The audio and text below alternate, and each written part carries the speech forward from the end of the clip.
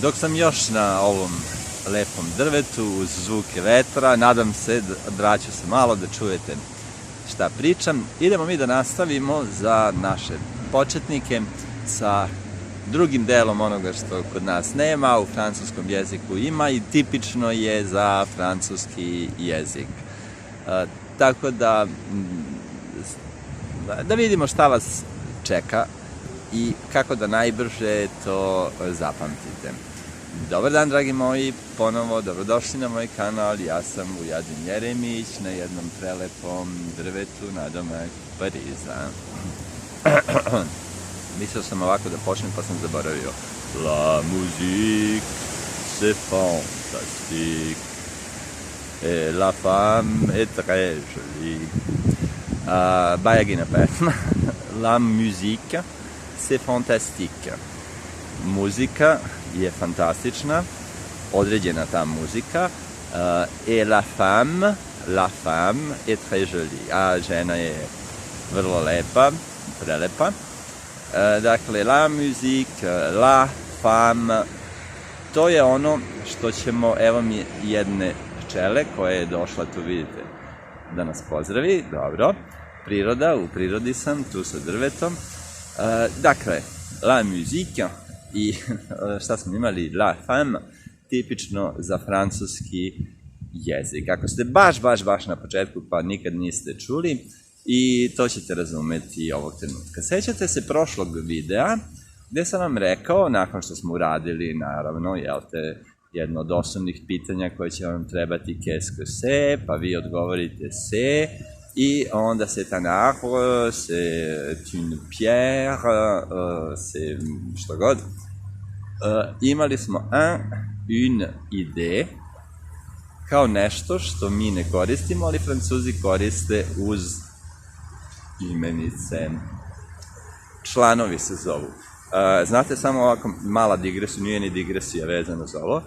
Palo mi je na pamet da prosto ni jednom vam ne izgovorim gde god to mogu, da to bude takav izuzetak da, ne znam, u 38 objašnjenja, u 39. pomenem neki gramatički izraz, nego da vam kažem, znate, to je kad zovete nešto umesto imenica, bla, bla, bla. Pa se kompoze, to vam je ono kad ste juče, prekjuče nešto radili da ne čujete izraz kako se zove to vreme i tako dalje, jer sve više istraživanje, kako vam rekoh, pokazuju da ovo kako se jezik uči, to ne liči ni na šta. Mislim, korisna je gramatika kao pomoćno sredstvo, ali nikako kao nešto osnovno što nam se nama prikazuje u školi i što se od nas traži, je tako. Dakle, da li ste prvi put čuli Bajaginu pesmu, verovatno jeste, la musique c'est fantastique et la femme est très jolie. Dakle, to la vam je ekvivalent onome što smo tamo imali une u prošlom videu, je tako? Pratite, napredujete, ne propuštate ni jedan. Dakle, bilo je une deux. Za neke stvari c'est un arbre. Ovo je neko drvo, jedno drvo. Sad, ekvivalent za to, kad vi već pričate o tom drvetu, kad znate o kome je reč, onda ćete reći c'est l'arbre, le apostrof, arbre, i to je jedna od stvari, ako to o čemu pričate počinje na a, e, i, o, u ili y. Onda, ajmo nešto, c'est un sac à dos, ovo što imam, ranac na sebi, i to je neki ranac, jedan ranac, prvi put ga pominjem, i sad kad nastavimo o njemu da pričam, c'est le sac qui est bla bla bla. Dakle, kad sam već jednom pomenuo ono što mi nemamo, u stvari muškog roda, sad umesto bit će le, c'est le sac. Onda, tamo negde, ima ovde po parku i klupa i stolica, negde, i to smo imali u prošlom primeru, c'est une chaise, to je jedna stolica, uvodite je u priču, i kad već nešto o njoj je rečeno, već ste je pomenuli kao c'est une chaise, Sljedeća rečenica mora da bude c'est la chaise qui est très confortable, na primjer. Što god to je, dakle jednom ste pomenuli tu stolicu, ono što ne postoji kod nas, morate da kažete une de, kad prvi put pomenete to nešto, tu imenicu, a posle ćete morati, dakle ono l sa apostrofom, ako to nešto počinje na a, e, i, o, u, y, onda ovo što smo sad imali, c'est la chaise, to je opet stolica, ali već pomenuta stolica, i šta smo još imali, le sac, c'est un sac, tako smo počeli, un sac, kad prvi put ga pomenemo i kad ne znamo ništa o njemu, posle c'est le sac, i un i le ne znači ništa, ali moraju ovako da se upotrebe.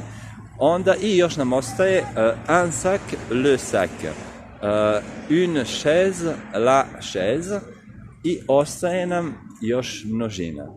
Za množinu ćete umjesto des, što se piše, imat ćete napisano, a za množinu će biti les će se pisati. Tako da to vam je ono što Francuzi koriste, da onako baš bude, da se malo da dosiljamo gramatike, kada hoće nešto da kažu, da pomenu neku stvar, da nešto imenuju, prvi put kad je kažu, oni koriste ono iz prošlog videa. Un, ako je to muško, un garçon, jedan dečak, une fille, jedna devojčica, une, ako je žensko, i de onda je množina iza de garçon i de fille.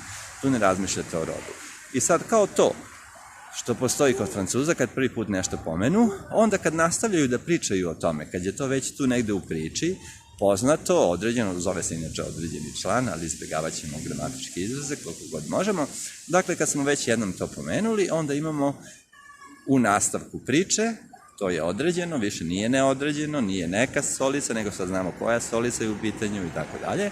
Onda ćemo koristiti le za ono što je muškog roda, le garçon, kao što je tamo bio un garçon, neki dečak, ovdje je le garçon, je taj dečak, već znamo o kome pričamo, tamo je bilo une fille, neka devojčica, jedna devojčica, ovdje će sad biti la fille, dobro, ta, znamo o kojoj pričamo devojčici, i onda za množinu umjesto ono de garçon, dečaci, de fille, devojčice, imat ćemo le garçon, dečaci, i le fille, devojčice.